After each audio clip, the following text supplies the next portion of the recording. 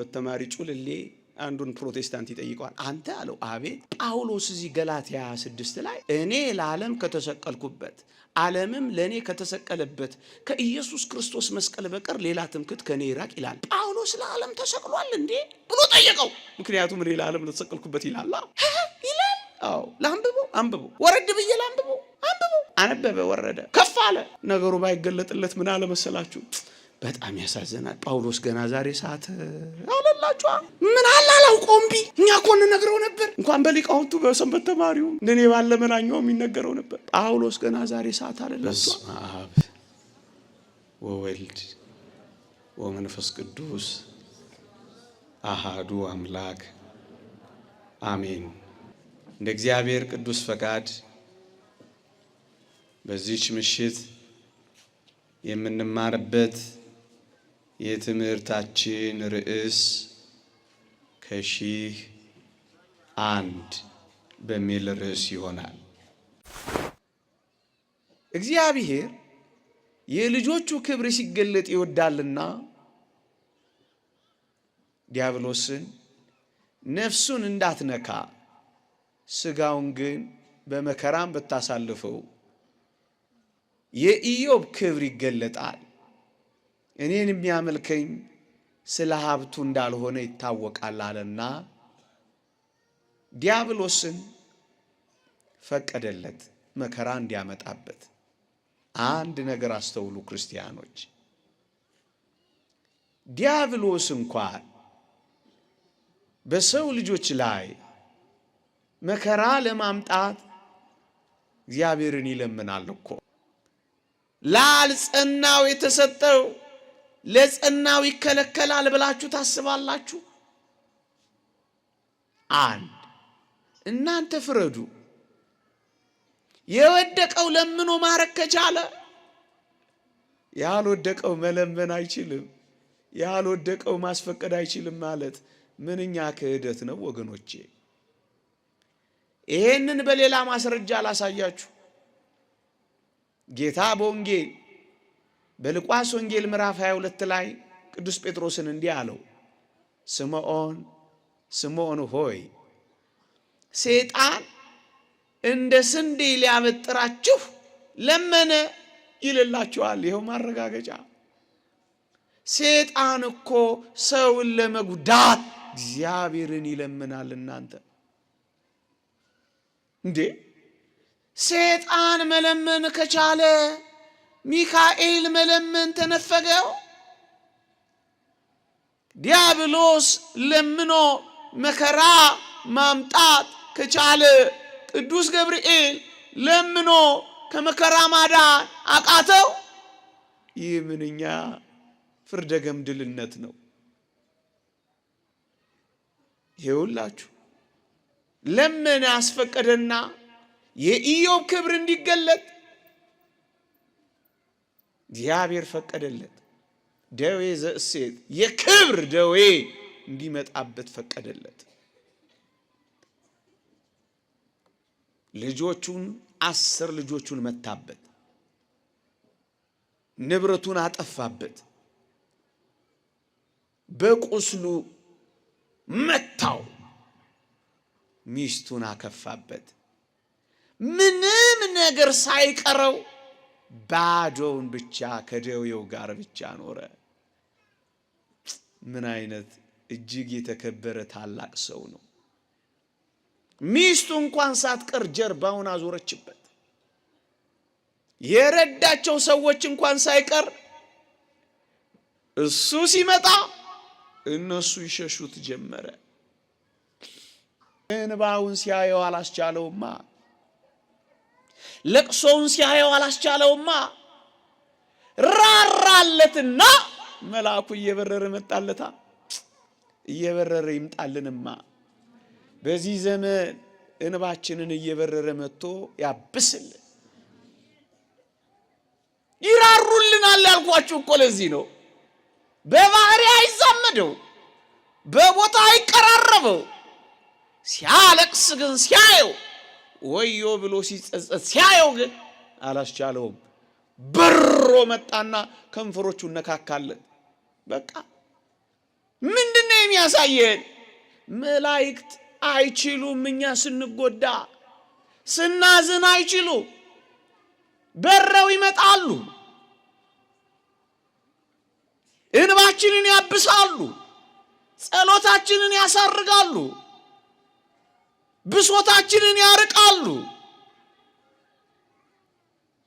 እየራራለት የሚለው ቃል ይሄንን ነው የሚያሳየው። መላእክት ይራራሉ፣ ሩሩሃን ናቸው፣ አያስችላቸው። እየራራለት ቤዛ አግኝቻለሁና ወደ ጉድጓድ እንዳይወርድ አድነው ቢለው እንዲሁ እንዳይሞት ኢዮብ አድነው የሚል መልአክ ይገኝለት እያለ ተመኘለት። ወገኖቼ አድነው ብሎ ይለምንለታል። ወደ ጉድጓድ እንዳይወርድ እንዲሁ እንዳይሞት ሳታከብረው እንደተዋረደ ሰው እንደሸሸው ባዶ እንደቀረ ክብሩ ሳይመለስለት እንዳይወርድ ብሎ ይለምንለታል። ታዲያ ለሰይጣን የተቻለው ለመልአኩ ተከለከለ ሊባል ነው?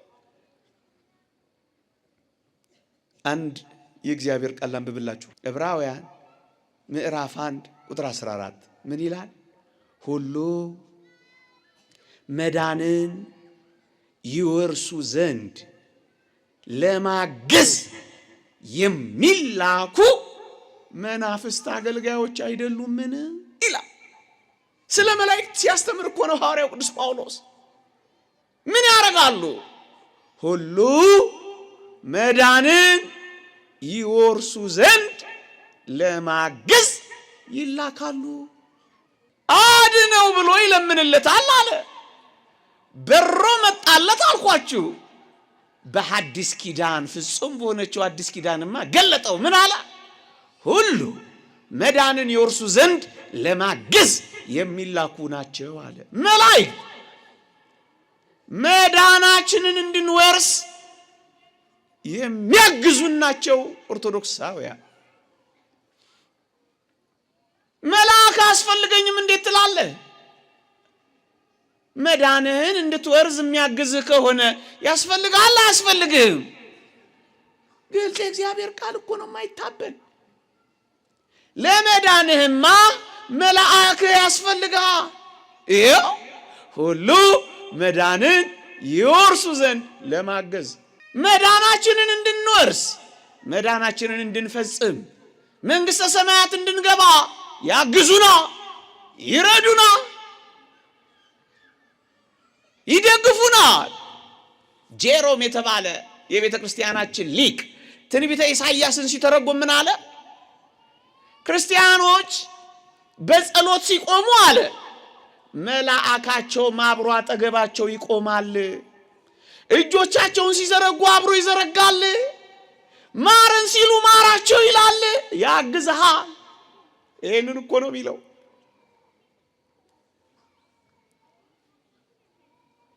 ቅዱስ ጳውሎስ ስለ እገዛ ሲናገር በቆሮንቶስ መልእክቱ ላይ ምን ይላል መሰላችሁ? አብራችሁ በጸሎት ስትረዱን ይላል። ወገኖቼ እርዳታቸው በምንድን ነው? አድነው ብለው በመለመን ነው። መዳናችንን እንድንወርስ ይጠብቁናል። ይህን የእግዚአብሔር ቃል ማን ሊክድ ይችላል? የመላእክት የማዳን እገዛ አያስፈልገኝም ማን ሊል ይችላል? እንኳን መላእክት እርስ በርሳችን እንኳን ለመዳናችን ጸሎታችን ጠቃሚ ነው ይላል መጽሐፍ ቅዱስ። ሐዋርያው ቅዱስ ጳውሎስ ለተሰሎንቄ ክርስቲያኖች በጻፈላቸው መልእክት ላይ በጸሎታችሁና በኢየሱስ ክርስቶስ መንፈስ መሰጠት ለመዳኔ እንዲሆንልኝ አውቃለሁ ይላል።